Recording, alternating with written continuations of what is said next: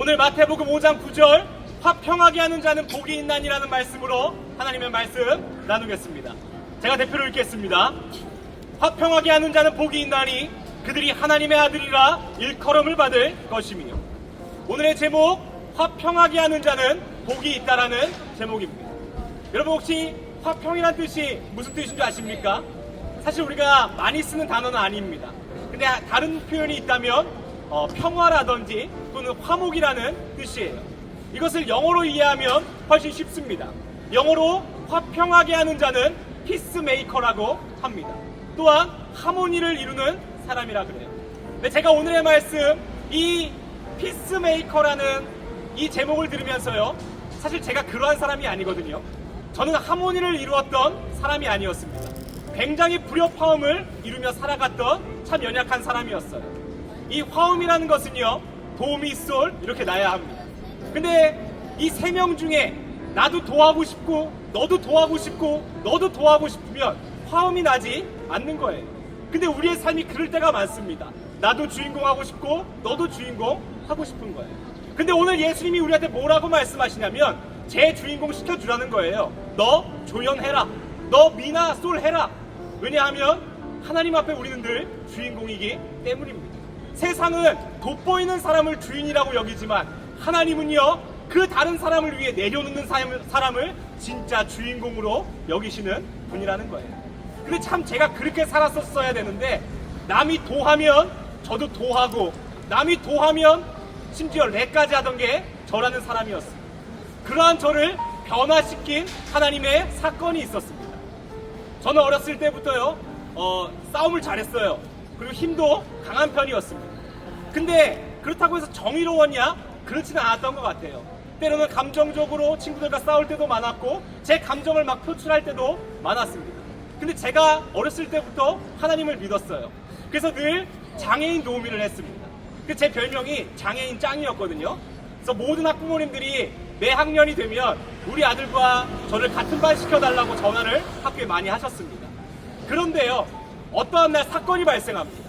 이 장애인, 지체장애인 친구가 있는데 이 반에서 괴롭히는 친구들이 굉장히 많아요. 제가 한눈을 팔면 몰래 괴롭히고 한눈을 팔면 몰래 괴롭히는 겁니다. 그런데 어느 날 수업 시간에 이 장애인 친구에게 한 4명 정도가 가서 이 장애인 친구가 시끄럽다고 박스 테이프로 입을 돌돌돌 말아버리는 거예요. 제가 그것을 목격하고요, 너무 화가 난 나머지 쫓아가서 두드려 팼습니다. 이 수업 시간에 두드려 패니까 선생님이 당황할 거 아니에요? 그리고 선생님이 저를 그 맞은 아이와 함께 이 학생부로 넘긴 거예요.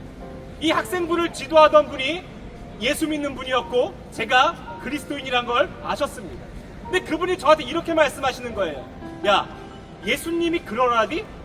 제가 너무나 화가 나서 그러면 괴롭힘 당하는 것을 보고 있어야 됩니까? 라고 얘기했어요. 근데 다시 한번 그 선생님이 뭐라 그러냐면 예수님이 그러라디? 근데 그 질문이 저에게 엄청 큰 질문으로 다가오는 것입니다. 나는 싸움을 잘하고 힘이 자라기에 내 의로움을 드러내고 싶었던 거 아닌가? 그게 진짜 하나님의 뜻이었을까? 아니었던 것 같더라고요. 그리고 기도했습니다. 그럼 하나님, 내가 무엇을 어떻게 해야 됩니까? 제가 18살의 나이였거든요. 하나님이 사과하라고 말씀하시는 거예요. 사실 억울했습니다. 내가 뭘 잘못했지? 그러나 작은 주의 음성에 순종해보자라고 하나님께서 그런 마음을 주셨어요. 그리고 마지막 종례 시간에 이 담임 선생님께 나가달라고 부탁을 하고 제가 교탁에 무릎을 꿇고 아이들에게 이렇게 얘기했습니다. 내가 수업 시간에 이 싸움을 일으키고 너희의 수업을 방해한 것 굉장히 미안하다. 그렇지만 어쩔 수 없었고 아이들을 괴롭히지 않았으면 좋겠다. 그러한 마음에서 했어 라고 얘기를 했어요. 그랬더니 많은 친구들이 눈물을 흘리면서 격분을 하는 것입니다. 왜 내가 사과를 해야 되냐? 괴롭힌 아이들이 사과를 해야 되는 것 아니냐? 제가 그때부터 놀라운 것을 경험한 것이요, 그날부터 그 아이를 아무도 괴롭히지 않았다는 거예요. 저는 주먹질했을 때는 사건이 변하지 않았습니다. 제 의만 드러났어요. 나 잘났다고. 그런데 하나님의 방법, 하나님의 뜻을 구하니까 하나님께서 하모니를 이루게 하셨습니다. 선한 능력으로 바꿔주셨다는 거예요. 오늘 예수님이 우리에게 원하는 화평하게 하는 자는요, 나 잘났어, 나 의를 알아, 나 예수 그리스도를 알아가 아니고 예수님을 안다면 그와 같이 살라라고 말씀하시는 겁니다. 이 시대의 진정한 피스메이커가 누구입니까? 예수님밖에 없습니다.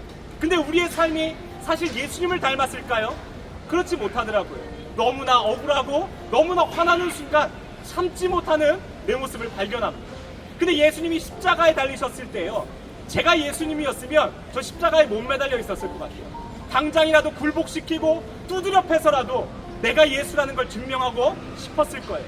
근데 우리 예수님 어떡하십니까?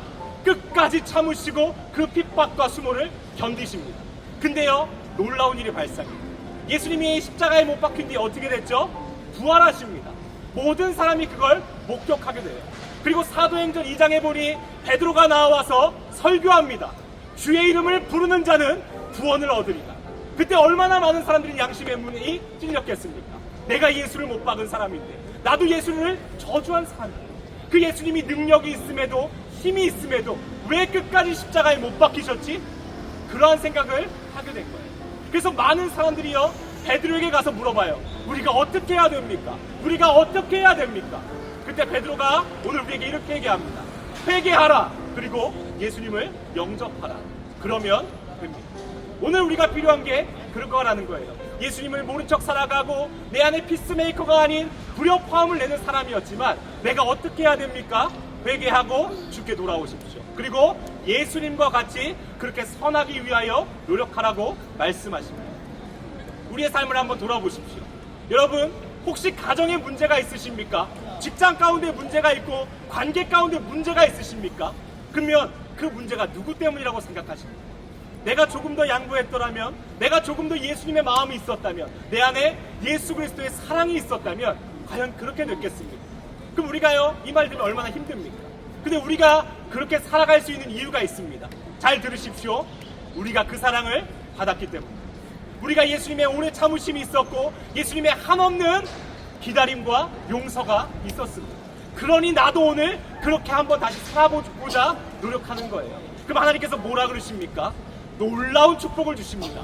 억울하고 힘들고 또는 내가 주인공이 아닌 게 섭섭하고 너무 애통할 때 들으십시오. 그러한 자는 하나님의 딸이라고 일컬음 받을 것입니다. 그러한 자는 하나님의 아들이라고 일컬음 받을 것입니다. 하나님께서요, 너 정말 귀하다, 너 정말 내가 사랑하는 아들과 딸이야 라는 축복을 주실 것입니다. 그러니 우리가 어디를 가든 예수님의 마음으로 화목하게 하는 사람 되기를 간절히 원합니다. 우리 같이 한번 기도하겠습니다.